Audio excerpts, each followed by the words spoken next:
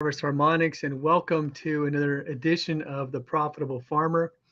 And today we have a special episode for you today. In fact, our guest of honor should be joining us any minute here. But it's a very special episode for us because we're going to be having a very special interview with the man behind Harvest Harmonics, the man who has pushed through every barrier and every challenge that you can think of that you would normally associate with starting up a company.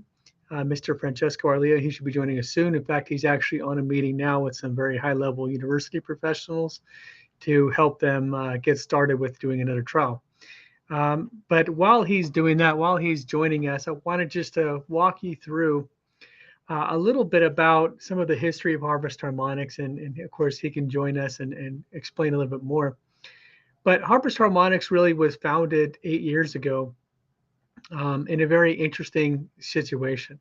Mr. Arlia's mother was diagnosed with congenital heart failures, and in fact, she was given only a few months to live. And she the doctors were basically saying, "Look, we can't do anything for her. Please make your final preparations. It's pretty much that's all we can do." And even with that, obviously Francesco in classic style said, "I'm not going to give up on my mother." So he did a very unique thing. He contacted everybody in his network. He found Fulvio Balmelli in his medical clinic in Italy, and he asked him. He translated all of her medical records into Italian, and he said, "Look, is there anything you can do?" They said, "Yes, we can save her life, but you have to get her here to Italy in our clinic." So he packs up all of their medical equipment, all of their stuff, and all of everything. Not even sure if she was going to be able to survive the flight, but he got her over to Mr. Balmelli's clinic in Italy. And over the next 30 days, Mr. Balmelli was able to cure her of this congenital heart disease, this virus in her heart, and bring her back to a state of health. And Mrs. Arlias had a very good life for another, I think, 6 or 7 years, and then finally passed away last year. But he got another 6 or 7 good quality years of life with his mother. It was a very touching story.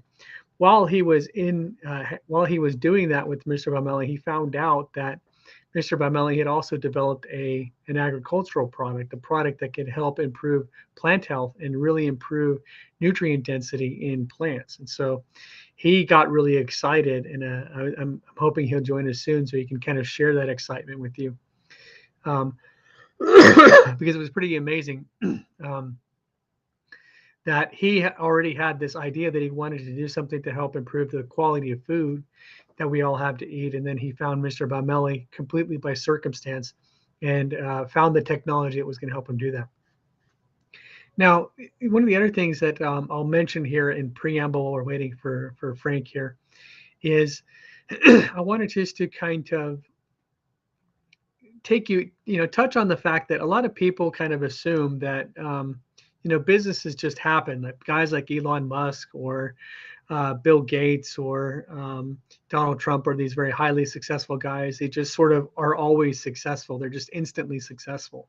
And a lot of times people don't realize the amount of determination and hard work and doing everything you can, 16-hour days, 80-hour weeks, 100-hour weeks, borrowing money, doing all kinds of stuff over the course of many years often is what's really required to build these multiple giant businesses. People forget that Apple Computers was developed out of Steve Jobs and Steve Wozniak's garage. They were literally in a garage for the first few years, and for the first 10 years probably didn't make any significant amount of money.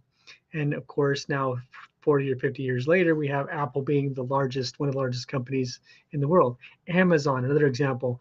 I was watching a video a few months ago where Jeff Bezos was talking about how they were literally just packaging books and putting books in boxes from their warehouse in order to fill orders on this online book selling venue, right? And then somebody had the bright idea, maybe we should get a table. It would be a lot easier to package these things if we just had a table. So they finally bought a table like a year in, right?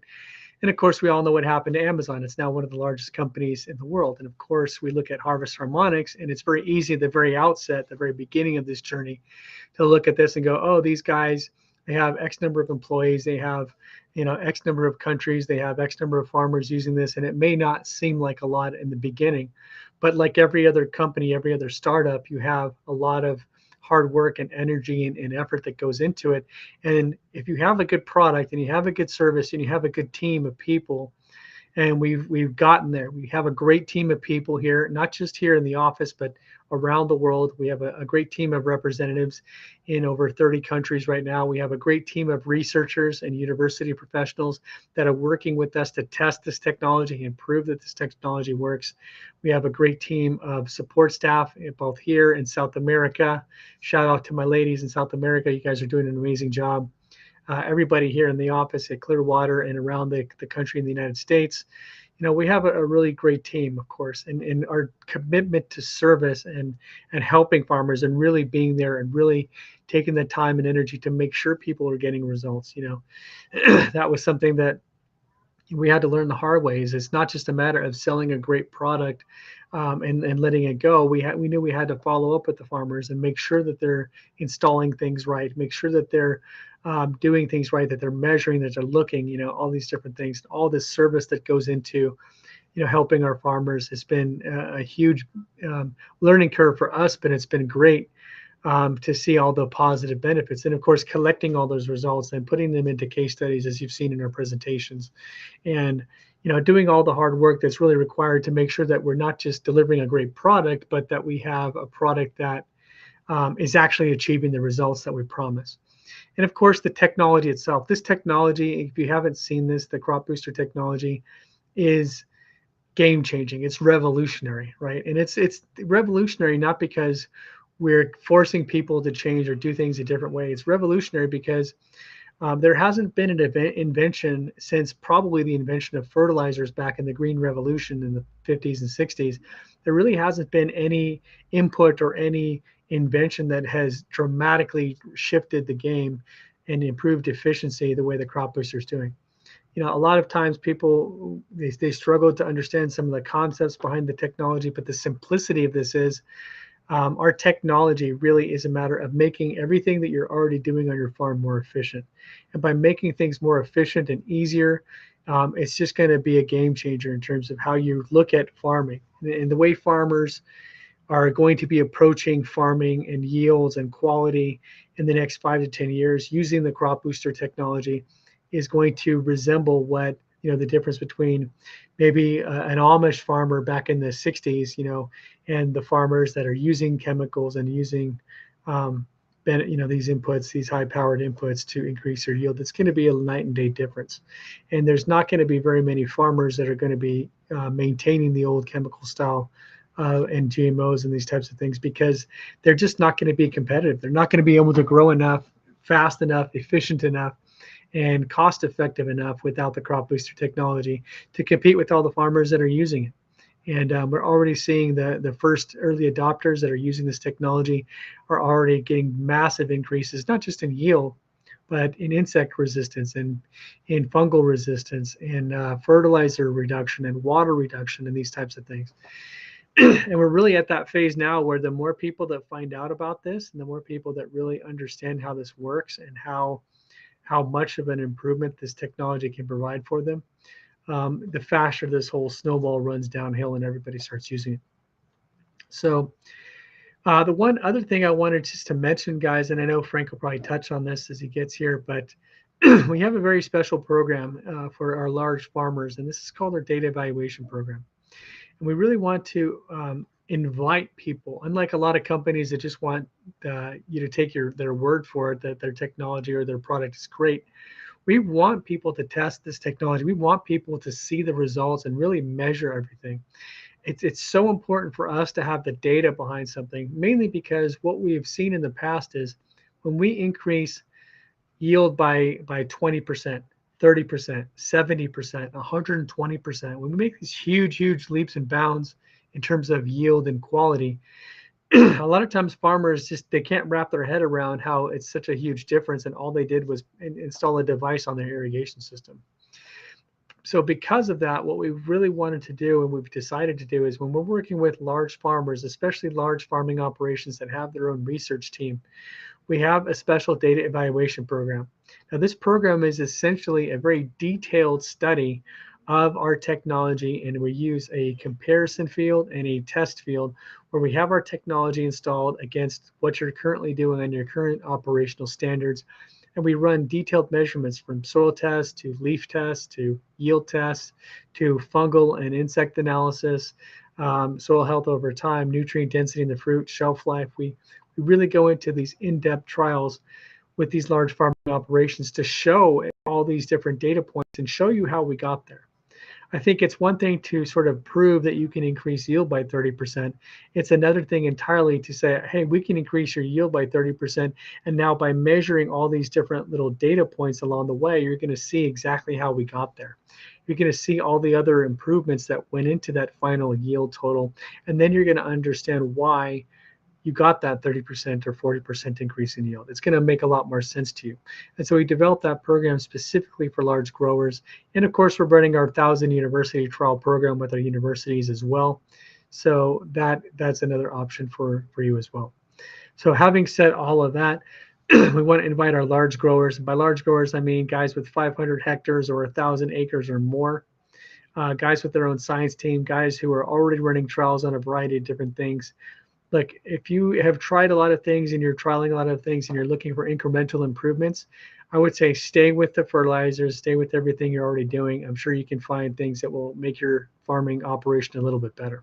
However, if you're looking for the next big thing, if you're looking for the next giant leap forward, and then you have to be testing this crop booster technology. We have a complete money back guarantee. We have a special payment structure where you're not paying a lot of money until you've seen results. And this specific data program is going to give you the peace of mind of understanding exactly how we're really improving every aspect of your farming operation. And for us, of course, it benefits us because we get all the data points that we can use for further case studies and further just validation of what our technology can do. Because at the end of the day, when you start seeing all the different benefits of this very simple technology, you're going to be blown away like all of our farmers. So if you're a large farmer, please give us a call at 727-324-6750. You can also email us, and I'll put our email address here. Yep, sorry about that. There we go. You can go to our website here at harvestharmonics.com, and I'm going to see if I can get this thing to, for some reason my it's not working here, but there we go. So you can also email us over at service@harvestharmonics.com, and we'll give you more information about our special data evaluation program here. So without further ado, I think the man of the hour has finally joined us. He's too busy closing scientists and university trials and data evaluation customers and getting hundreds of thousands of acres on board, and hadn't had a chance to jump on board with us. Welcome, Frank, to our meeting today. And happy birthday for everybody who doesn't know. This is Frank's birthday, and one of the special reasons we wanted to do this also. Welcome, Frank. Thank you very much. I appreciate I appreciate everything everybody does. You guys are amazing. And yes, I lost track of time. I was having such a great meeting with it's called Old School in Canada. What an amazing university. They started as a farm, and it's developed to be one of the biggest research centers in all of Canada. It's called Old College, and unbelievable. Just was having such a great meeting, and then all of a sudden I heard you're supposed to be on a Facebook Live, on a Restream Live, and I'm like, okay, completely sorry, everyone. So no, I was just telling everybody. I'll let you lead, and I'll follow. Yeah, I was just kind of giving them the brief overview, and I was kind of just touching on. Obviously, I let them know once again the story behind how you and Fulvio met and the circumstances with your mother and everything. I kind of gave them that story again.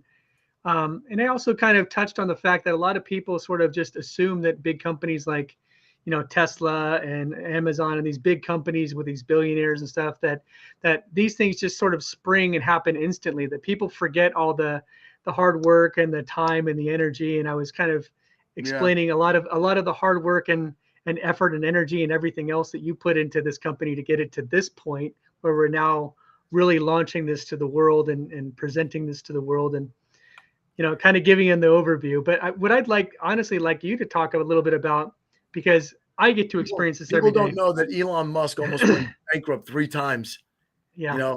Getting Tesla off the ground, and Yeah. the challenges that he went through to make that happen. But today he's like an iconic hero to so many families, and even the middle class, because now they can afford his cars, and there's competition between electric cars, and there's a lot of advantages. But yeah, I'm listening. I'm all ears. Yeah, I mean, well, what I kind of wanted was excited to talk, because we here in the office get to experience your passion and your drive on a daily basis. Whether it's a good thing or a bad thing, it's always like, come on, let's go, let's get some sales, let's get more farmers on board, let's help some farmers, let's get these yield, let's get these results. And we get to see this excitement and passion, and I don't think the world at large gets to see that. So I kind of like to ask you, what is your drive? What is the secret behind your drive and your passion for this project and for what we're doing here? World peace. If you really want to know, it's world peace. I don't think I've ever even told the staff that, but I don't think people really understand that, there's a lot of over the history of the planet, there have been many wars over territory. But the reason why the wars started is because they were fighting for more land to grow food, or more land to have food, right? Or they were fighting for land because it had more water rights. Water rights. Think about it. If you're dying of thirst, what are you going to do? Go to a lake and find some water. Right. You're going It to doesn't look matter for water. if it belongs to somebody else. You're still going to go get the water. Exactly. So the bottom line is, there have been historically hundreds of wars that have started because of, land grabs and water right grabs. They're grabbing something that doesn't belong to them because they need it for survival purposes. Well, our technology helps to clean up the water, because when you're eliminating, 70% of all the chemicals, or 100%, even for that matter, we could do it if we really pushed hard enough. But you get rid of all the chemicals and the pesticides and all the garbage that goes into the farms, and the farms leak off this water from irrigation. I mean, I don't think the world really knows that 70% of the world's water, just think about that for a second, 70% of all the water in the world that is utilized every single day is utilized by agriculture, by the agricultural industry. And that's to grow food. And so the rest of the world survives on only 30% of the world's water that's consumed every day. So if you had our technology and we were cutting the water usage down by 50%, so that means 35% more of the world's water is available, because everyone's using our technology, which saves 50% worth of water based on all the testing that we've done. That's number one. Then on top of that, you're using our technology to grow the food. So you're eliminating the pesticides, the chemicals, all the additives that are now poisoning the land and poisoning the water. So now the water gets cleaned up. So the remaining 35%, you got 35% of the water that won't be used gets saved. And then you got another 35% that gets cleaned up tremendously. So now you've cleaned up the water, right? Imagine going back 50 years or 40 years ago when we weren't drinking water bottles, and we were drinking water from the faucet because the water was actually clean. Imagine going back to those days. How much money would we save if we were able to drink the water from our faucet again? Right. So that's one. Plus, people wouldn't be fighting over water because you can conserve so much water that your country would have enough water. But then also our technology helps to increase food production. So now you're producing so much food, you don't need to go and steal somebody else's land. So ultimately, yes, we're starting with increased production of food, making farmers more money. Well, that's what's getting the technology out and getting us recognized, you know? But what really motivates me every day, is that I know that every day I wake up, every day I go to work, I come to the office, and we're pushing production and we're pushing to get the farmers to use this technology. Every day we're moving 1 inch closer to world peace. We're moving 1 inch closer, to having a harmonious planet, where people can actually not be insane from all the chemicals in our food. Don't think for a minute that, eating the food that we eat isn't part of the problem of creating those chemical imbalances in people's minds, with all the pesticides, the herbicides, the chemicals. You may eat it and I may eat it and may not have the same effect on us that it has on somebody else. Other people are more susceptible to this. Some people are very sensitive to chemicals. Others are not. Okay? But that doesn't mean that those chemicals aren't in our bodies. Of course they are. Just we're just, in your body or my body, it may manifest in the form of cancer. In somebody else's body, it may manifest in the form of insanity. So it affects people differently. But those chemicals, everything that we eat is grown with chemicals. It's grown with pesticides. Don't kid yourself. We all love French fries, but you have no idea, the amount of chemicals and pesticides that are in our French fries. And I eat French fries every day. I'm not going to stop eating French fries. I'm going to keep working my tail off to get some potato growers to grow potatoes with the Kiminasi crop booster technology so that we can eventually have better tasting fries that don't have all the chemicals in them, Not to mention all the oil growers that grow the oil that they fry it in too. Yeah, exactly. And then we'll have Kiminasi oil grown and the canola oil will be, a healthier oil with less chemicals. Eventually everything is going to be healthier. Okay. But it's a movement, and it's a movement that starts with, what do you want as the public? What do you want? If you want a healthier planet, if you want healthier food, guess what? Go talk to your grocer. Say, look, I want vegetables grown with Kiminasi crop booster. And they'll be like, what the hell is that? Well, they should be asking their farmer, do you know what the Kiminasi plant's crop booster technology is? No, I didn't hear about it. Okay. Contact this company. You could be making more money, saving more money, and growing better products. The public has a lot to do with it. The only reason we have electric cars is because somebody pushed the idea, but then the public was like, hey, I like that idea. I want that.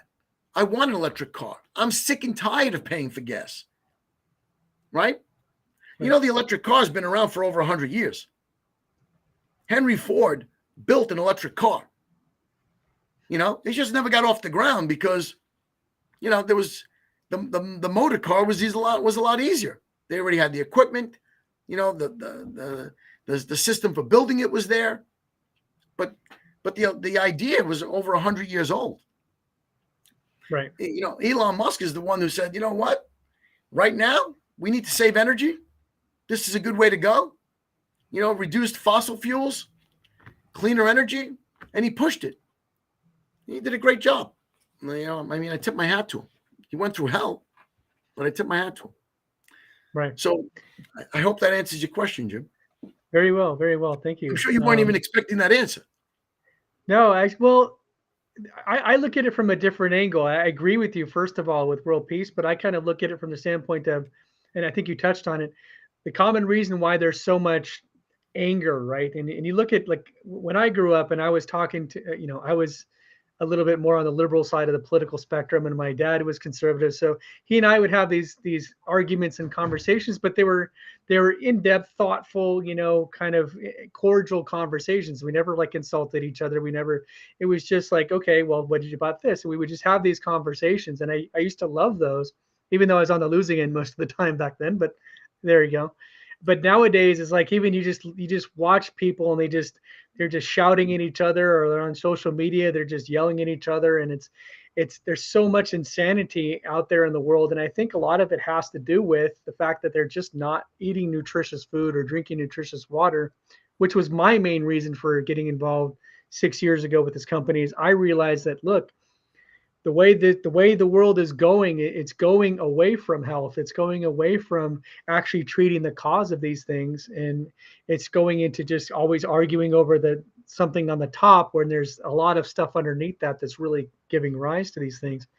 And I Yeah. knew for my kids, I had to do something about it. When I found out about Kim and Ossie, I said, this is my opportunity to do my part in helping, eliminate and erase a lot of this insanity and erase a lot of this infighting, and hopefully help people eat healthier and come to their senses and say, you know what, maybe I was wrong, or maybe at least the guy's got a point, at least, and we can have a more civil conversations and nice civilization. So that was my reason for this, and I think that they're both answers are correct for sure.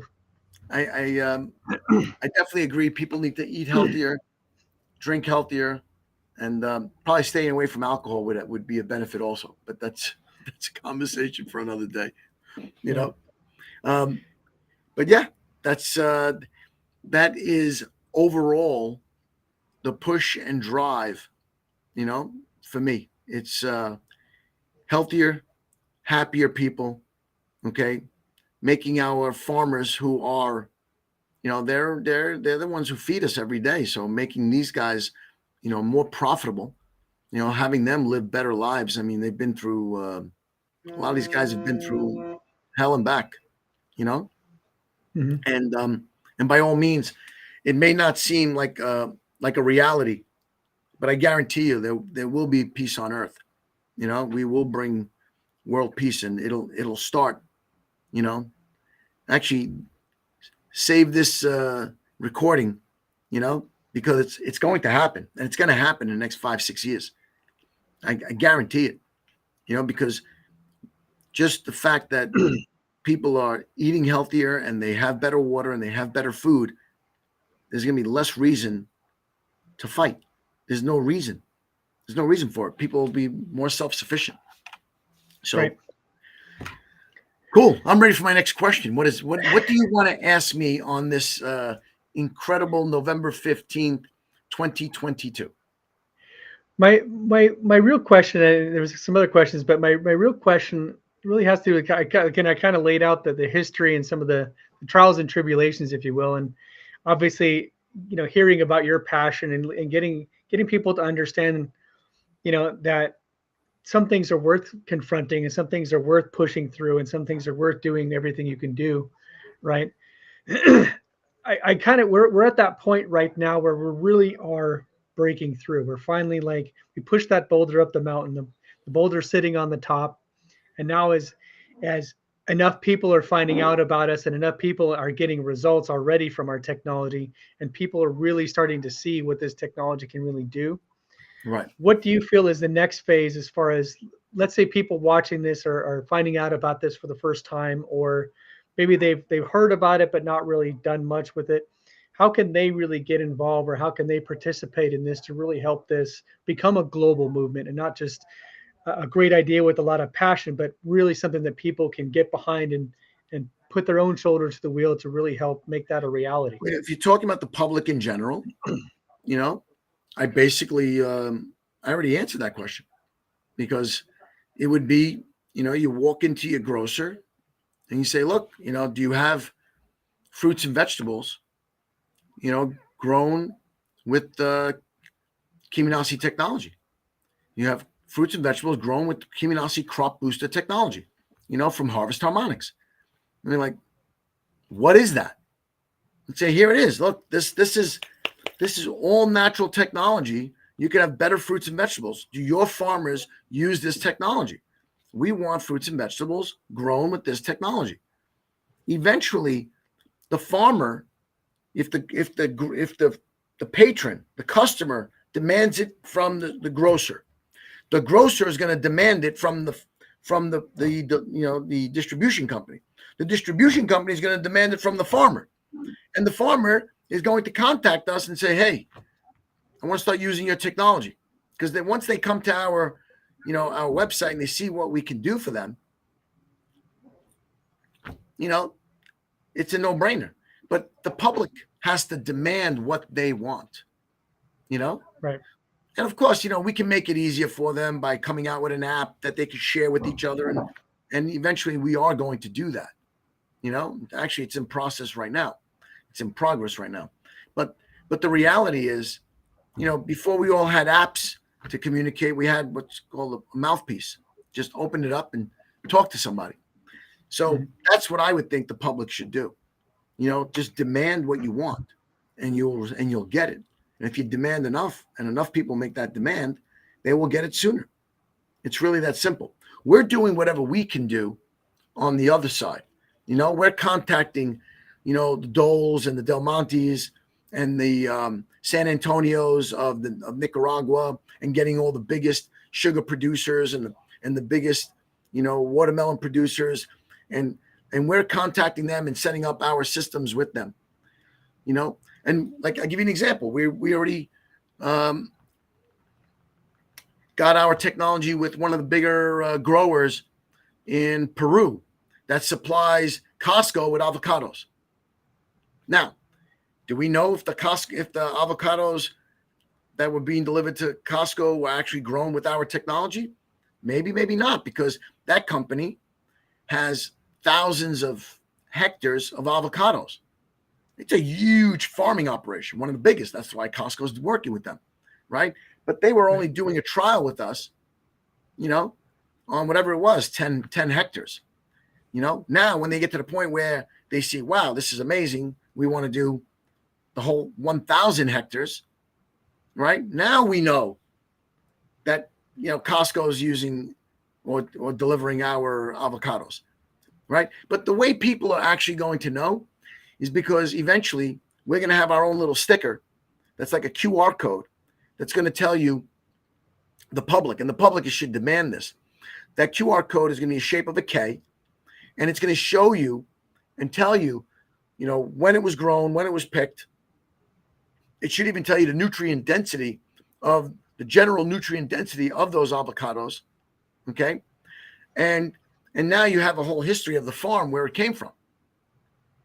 All from the QR code, and then our app would be like, oh, you just walk over and say, click and take, there's the product, and you get it and get all your information. And now you're really happy because you have all this data. I mean, we've gone through all these different ages, the tech age and the .com age. Now we're going through the information age. That's what we're going through right now. Everybody wants information. They rely on information, which is good. More information, the better. And I love the transparency.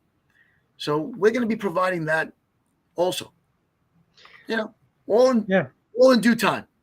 We're expanding very nicely. I love what's happening. And eventually I'm looking forward to every day, getting a jar of peanut butter, and looking at all the products, and then with the Kiminasi label, that all the products, all the ingredients were grown with the Kiminasi technology. It's going to be Kiminasi peanut butter. That would be great. Yeah, it's going to be the next, how organic growers are currently getting a premium for their crops, and it's very soon going to become Kiminasi growers are getting probably an even bigger premium for growing with Kiminasi, because the public will demand it. Actually, you want to know something? I think it's going to be the opposite. My prediction, just because of my background in accounting and economics, I think we're going to get so many public demanding that the farmers use this technology, and then we're going to get all the farmers using the technology, right? The farmers are going to reduce their costs, right? So the farmer's going to reduce his costs, number one. The farmer's going to have better production. Okay. Now the farmers are not going to be able, farmers are going to be competing on delivery and on service, right? And then quality. That's what they're going to be competing on, right? But the product itself is going to be a good, nutritious product. So the cost of food, I predict, is going to come down. Okay. Now, is it going to come down, 10%? I'm hopeful of that. Is it going to come down 20%? I don't think so, but 20% would be an ideal scene because it's already gone up, 20% in the last 2 years. Right. So to go back to what the costs were before, okay, and have better quality food will be what I'm predicting is going to happen. But it's only going to happen if the public demands it. You need to demand it. You need to demand what you want. And what you want is what you're going to get. If you don't demand it, you're not going to get it.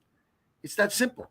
We can push as much as we want on the back end, getting the farmers to use it, But until the public says, I want this product, it's not going to happen. It's going to take, it'll be a 30-year process as opposed to a 5-year process. And that's it. It's that simple, Right. So I'll tell you what I wish for everybody. I wish everyone on my birthday, November 15th today, I wish a happy birthday to everyone who's listening. Okay. I wish you all the best, most happiest, prosperous year you've ever had. Okay. And I hope for all of you to have the experience someday very soon of tasting Harvest Harmonics Kimi Nasi Plants Technology food. Okay. Grown completely natural. No pesticides, no herbicides, no chemicals, none of that garbage. Okay. Just completely natural and be less expensive than the other stuff. And you'll know. As soon as you demand it, you'll get it. That's my wish for everyone. Sounds like a great birthday wish, and I can't think of any better way to end off. So, Frank, thanks so much for joining us again. Happy birthday from all of us here on the show, and let's continue to hit it. Let's continue to get more farmers on board so that dream the next few years can come true and get more public on board. Exactly. Get more public on board because the farmers are already getting on board. The universities are getting on board. Now we got to get the public. Yep. But I'm with you, Jim. Let's do it.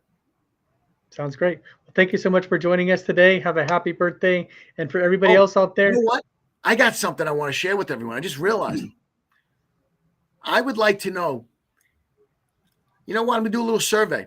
Send a message to Jim if you like this plan. I'm coming up with a strategy called the $6 billion Save the Planet program. Okay? And this is how it works. We're going to put together to give away one microtransmitter. This is a microtransmitter. This microtransmitter is how this technology works. Okay? This microtransmitter has a value of over $5,000. But let's just say $5,000, as a maximum value. We're going to give a transmitter to every scientist that wants to participate in the world, right? Now, I'm getting a feel for this. I want to know if the public would like to participate in this, okay? So we're going to create an app so the public can monitor the challenge. And it's called the Save the World Challenge, the $6 billion Save the World Challenge, where we put out to 1.2 million scientists all over the world, right? So if you get your calculator, everybody pick up your phone and get your calculator and you multiply 1,200,000, right? Times 5,000. And there's your $6 billion challenge. You got that? Okay, there's your $6 billion challenge. So we get 1,200,000 scientists, whether you're students, whether you're professors, whether you're in private industry, whether in your research centers, all over the world. Okay? And We're going to send you a microtransmitter, and I want you to find something wrong with our technology. I want you to do an experiment, okay? Much like one of these other scientists did. I'll send you a picture of it on my phone. He basically got the technology and he tested it for 40 days, right? And he did an experiment like that. And over 40 days, he showed that his tomato plants that he purchased at the Home Depot, okay, using the technology, grew more tomatoes, twice as many tomatoes as the one with using regular water. So any scientist or any student can do this experiment, but guess what? The technology lasts for 2 years. So you can experiment it for 2 years. And I want someone to find something wrong with the technology. And I don't know if we're going to give away a $10,000 prize if they find something wrong with it, or a $20,000 prize, or a $25,000 prize. Haven't figured that out yet. I'm working out all the numbers. Already doing a $6 billion challenge is pretty costly. So I'm working out the finances. I'm putting the whole program. The program is pretty much written out, but now I'm working out all the finances. But here's the survey question to all our public, anyone and everyone that watches this live streaming, right? Or this video once it replays. Would you want the app? Okay. Would you send us your name and address? Okay. Your email address. So that would you want the app once it's created so that you can, number one, monitor the challenge. Okay. Number two, monitor the study, step by step, all the scientists and what the results are that they're coming up with.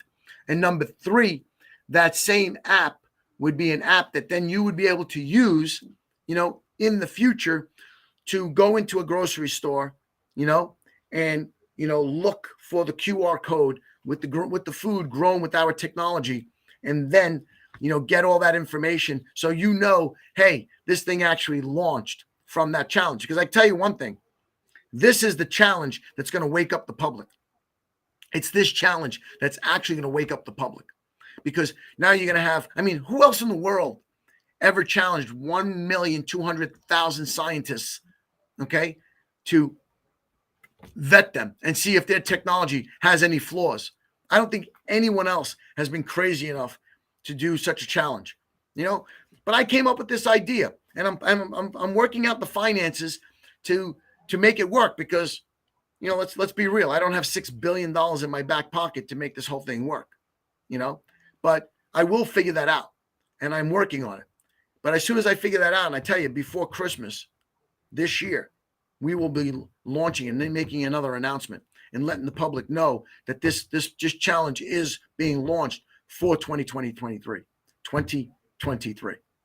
All right. So that's the game. Good luck finding a crop that our system doesn't work on. We haven't found one yet. So no, we haven't found one yet. But I'll tell you, with 1,200,000 scientists out there plugging away, looking to get a reward for finding something wrong with our technology, I'm sure someone's going to find something, and I'm hopeful that they do, because that gives us room for improvement. We'll have something to do to make the technology better. All right. Well, thank you for this. It's been amazing just being here. And again, love you all. And let's keep pushing for world peace. Thanks so much, Frank. Appreciate you having you. My pleasure. Ciao. Ciao. And for everybody else, guys, if you want to take part of this challenge, you can email us at service@harvestharmonics.com. Go to our website, check us out there. If you were a scientist, you want to be part of this program, definitely check out our website or email us here at service@harvestharmonics.com. And stay tuned as we launch this program, because we know that this technology is the best thing since sliced bread, since the plow was invented many millennia ago. And we know that you're going to find the same thing too. So we look forward to the challenge. We look forward to working with you very soon. Have a great day, guys.